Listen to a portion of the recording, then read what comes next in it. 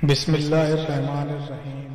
ایک بار حضرت جبرائیل علیہ السلام تنہا بارگاہ رسالت صلی اللہ تعالی وسلم میں بیٹھے ہوئے تھے کہ اچانک آسمان کا کنارہ سک ہوا۔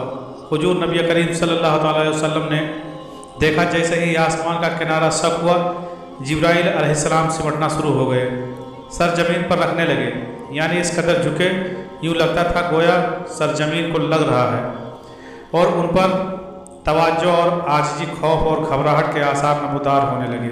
اور جبرائیل علیہ السلام اسی حالت میں تھے کہ انسانی شکل میں ایک فرشتہ حضور صلی اللہ تعالی وسلم کے پاس نمودار ہوا۔ فرشتے نے عرض کیا، اے محمد صلی اللہ تعالی وسلم، آپ کا پروردگار آپ پر سلام فرماتا ہے اور آپ کو اختیار دیتا ہے، آپ چاہیں تو آپ کو بادشاہ پیغمبر بنا دیا جائے، اور اگر آپ چاہیں تو آپ بندہ پیغمبر کی طرح زندگی بسر کریں۔ فرشتے نے جب یوں اللہ عز و جل کا پیغام پہنچایا تو حضور صلی اللہ تعالی وسلم نے کچھ توقف فرمایا اور سوچنے لگے۔ بالآخر سامنے گردن جھکایا عاجزی کے ساتھ بیٹھے جبرائیل علیہ السلام کی طرف دیکھا۔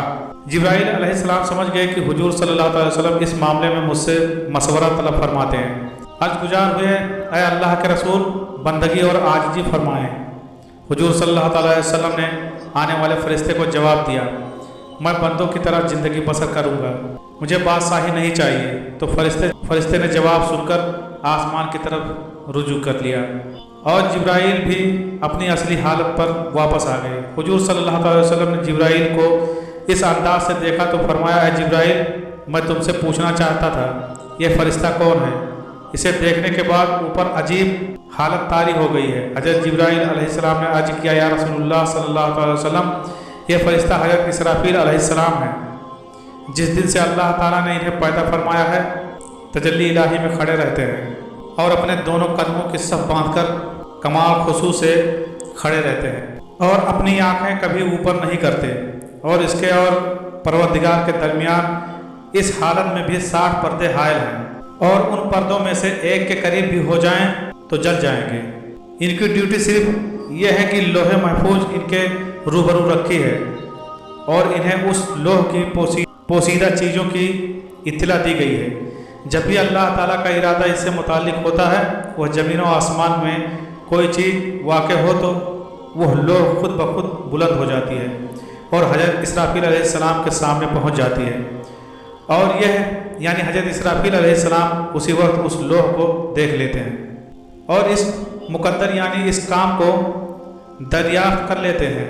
اگر وہ کام میرے متعلق ہو وہ مجھے حکم کرتے ہیں، اور اگر وہ میکائیل کے متعلق ہو تو انہیں حکم کر دیتے ہیں، اور اگر ملک الموت کے متعلق ہو تو انہیں حکم مل جاتا ہے۔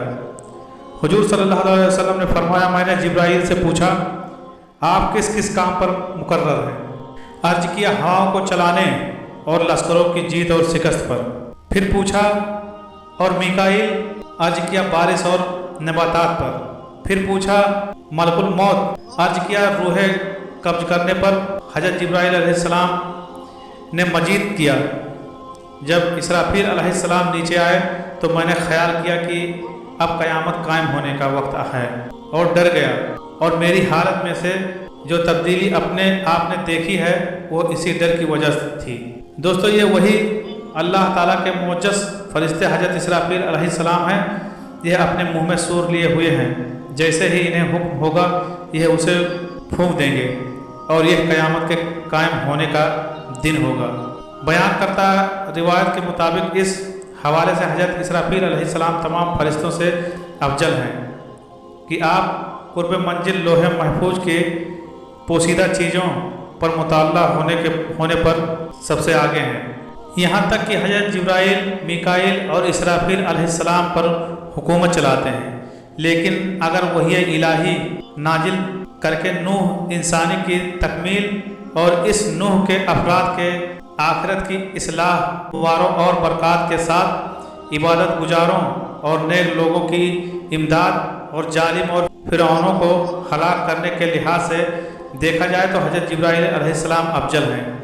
جہاں تک حضرت اسرافیل علیہ السلام کے قرآن پاک میں ذکر کی بات ہے تو آپ کا نام قرآن پاک میں کہیں بھی نہیں ہے، صرف سور پھونکنے کا ذکر آیا ہے۔